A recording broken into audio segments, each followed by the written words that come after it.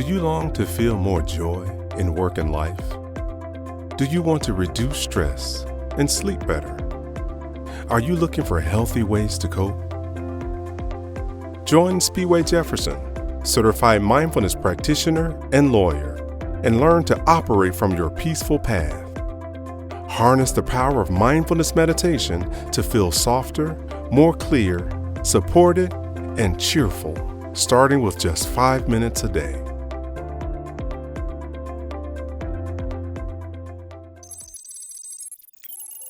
Well, hello there, thriving leaders. Today is a very special day at Mindful in 5 because we have a very special guest here to unpack our topic on inner voice, outer wellness. Latanya Langley serves as the Chief People and Legal Officer and Corporate Secretary at Edgewell Personal Care, where she leads the human resources and legal functions. In this capacity, she is responsible for overseeing the company's compliance program, litigation and disputes, intellectual property, contracting, and for providing legal counsel relating to all regulatory sales and marketing. It's a big role. As the head of the global HR function, she leads a strategic agenda that supports the company's global employees by driving growth, building and developing capabilities, leading through change, nurturing culture, and delivering innovative people solutions. Latanya earned her Juris Doctorate from the University of Connecticut School of Law, where she currently serves as an adjunct professor. And in fact, Latanya invited me to teach a prompt engineering course to her students. And, in an environment where schools at all levels are grappling with whether to position the use of AI as a game-changing supportive tool or dismiss it as cheating, I consider both her and UConn as cutting-edge leaders in arming their students with inescapable advantages that will differentiate them as they go out into the workforce. Well-being is deeply personal for Latanya because she has witnessed firsthand the transformative effects it can have on individuals and organizations. She also knows firsthand how well-being initiatives enhance employee satisfaction, productivity, and overall company culture. Latanya, welcome to Mindful in 5. We have been on a journey together for quite some time now, so I would love for you to share with the listeners and the viewers what you would like them to know about you. Wow, okay. Well, I am a wife, a mom, a legal and HR professional, dedicated to wellness and committed to empowering others. My journey is one of resilience, leadership, and a deep sense of purpose. Through my work and words as a wellness advocate, I offer valuable lessons for anyone looking to balance the demands of high-stakes careers with the need for personal well-being, and I guide others towards a more mindful, balanced, and fulfilling life. Okay, that's a lot of hats that you wear. So you and I have talked about wellness and how it's impacted our work and our busy lives, the busy lives of successful leaders and busy professionals like us, and many of our friends and colleagues as well. So share with us why this particular topic is so important to you. Oh, well, as an executive, wellness is crucial to me because it directly impacts my ability to lead effectively and sustainably. The demands of high stakes careers often comes with significant stress, long hours, which can take a toll on both physical and mental health. I have been through life-altering physical and mental challenges that were the result of me not prioritizing my wellness. And so I know all too well what the consequences look like and feel like. Maintaining wellness ensures that I can perform at my best, make sound decisions, and inspire my teams. Furthermore, by prioritizing my own well being, I can set an example for others in the organization and beyond by promoting a culture of health and balance that benefits everyone. As an executive, wellness is crucial to me because it directly impacts my ability to lead effectively and sustainably. The demands of a high-stakes career often comes with significant stress and long hours, which can take a toll on both physical and mental health. I personally have been through life-altering physical and mental challenges that were the result of me not prioritizing my wellness. And so I know all too well what the consequences look like and feel like. Maintaining wellness ensures that I can perform at my best, make sound decisions, and inspire my teams.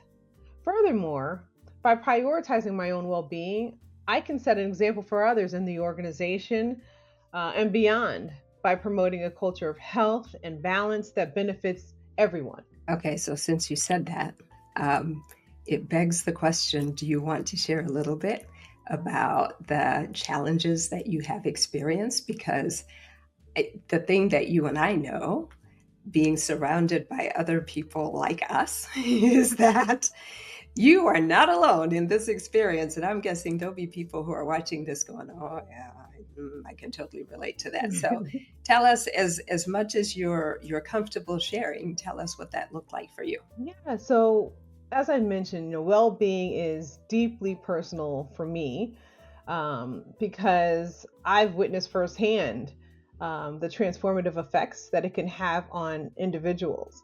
I personally had a neurological condition that had profound effects on various aspects of my life.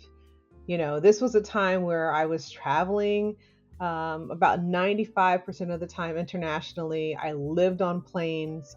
I was at every, event, on every panel. I was at what I thought was the peak of my professional journey. And then one day it all just stopped. And I lost most of my neurological functions in that I became fully paralyzed. I woke up, I went to sleep fine and woke up paralyzed. And so I spent the next year trying to regain my mobility, trying to learn how to speak. I had occupational therapy, physical therapy, and that neurological condition really had profound effects on my life, including my mental, my social, emotional, and physical well-being. And I always promised myself that if I was able to recover, which I have fully recovered, that it would become a mission of mine to understand these impacts on others and help provide others with support and resources and community. And so, living through this really traumatic, life-changing experience was really, I turned my mess into my message and was able to really impact company culture and others who may be experiencing challenges with trying to balance well-being with their professional careers. Wow. So this dovetails into the experience that we had years ago. Now it's over a decade ago, and you and I founded this, essentially a lean-in circle for Black female general counsel, and they were all, relatively new to their roles on purpose because we wanted to provide that level of support for new in-house GCs at that level. And I was a deputy general counsel at the time, and I felt like quite the imposter in the room. And we did this virtual check-in where, everybody just got to talk about how they were doing. And I thought that what I was going to hear was, I have arrived. I have reached the pinnacle of my career. This is outstanding, because general counsel, CLO is about as high as you can go when you're an in-house lawyer. So I'm expecting these, amazing women to be just living their best lives. And what we heard around that table too often was, I'm exhausted. I am working 16-hour days, just like what you just said. I haven't had a real date with my husband in forever. My kids barely know who I am anymore. Is this all there is? And I suspect that there are a lot of leaders who get to that brass ring, whatever it is for them, and they just assume that I'm going to be in this place where it's going to be so amazing, and they get there and just like, actually, it's a lot of responsibility and it's a lot of work. And so I wonder, you've described your own experience. Have you observed this kind of experience beyond even our circle of GCs that we were talking to? No, absolutely. And I would like to mention,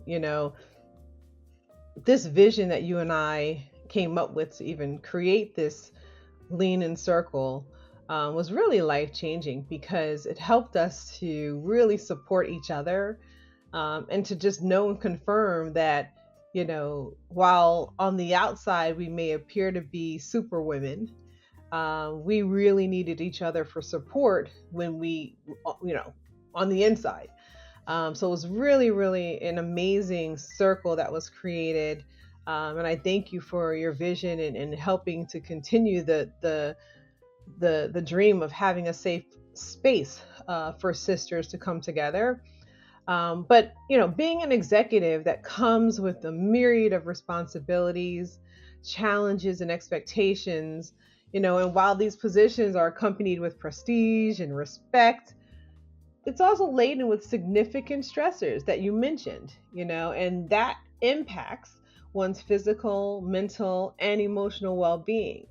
There's high stakes decision making, long working hours, high expectations from families and friends. Most of us were, the backbones to our families, taking care of both our parents, our children, our extended family members. So that came obviously with, accountability. Then we're managing organizational change, maintaining the competitive edge, trying to maintain being at the top, financial pressures, workplace politics, and just personal sacrifices. And so recognizing and understanding that these stressors exist is the first step towards developing effective strategies to manage these stressors. And so by prioritizing wellness, adopting practices that promote balance and resilience, executives can navigate these challenges of their roles more effectively, and then they can lead their organizations to sustain success.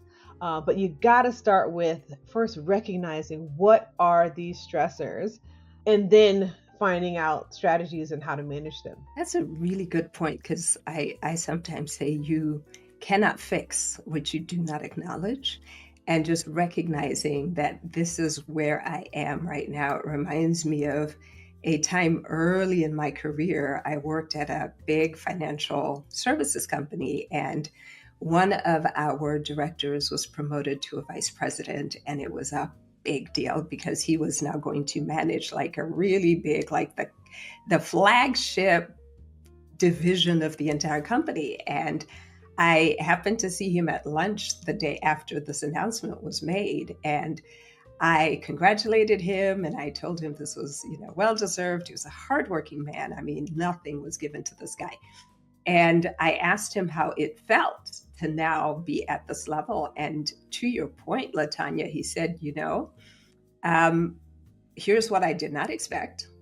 I did not expect to lose my entire support system, because now his peers yesterday were now his direct reports. And he said, all of a sudden, all these people think that I have all these answers because I'm now the VP of this big division. And he said, but I'm still the same guy. I still know what I knew yesterday, but just because I have this title, I don't have anybody to ask now. I'm alone in this role, and gosh, I don't know how I'm going to do it. Now, at this point, I'm a young lawyer. I'm serving as a research analyst in this company. I didn't know what to say to him because I was like, this is so not what I was expecting him to say. And so as I think about it, our Sister Circle conversation was the true catalyst for me writing and starting the Mindful in 5 series, because you and I do believe that there is a better way for us to manage and to work in life without being so overwhelmed. So when you think about what it means to listen to your inner voice and in the context of wellness, what does that look like for you?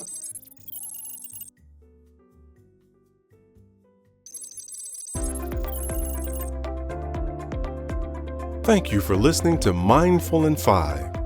If you enjoyed it, share it with a friend, follow and rate it on your favorite podcast platform. Pick up your signed copy of the book and journal from SpeedwayJefferson.com or unsigned copies from Amazon, Barnes & Noble, or wherever you get your books. Visit SpeedwayJefferson.com to download sample chapters of the book, watch videos, and become a mindful ninja. Join us on the LinkedIn Mindful in 5 group and share your thoughts. Until next time, be mindful and be well.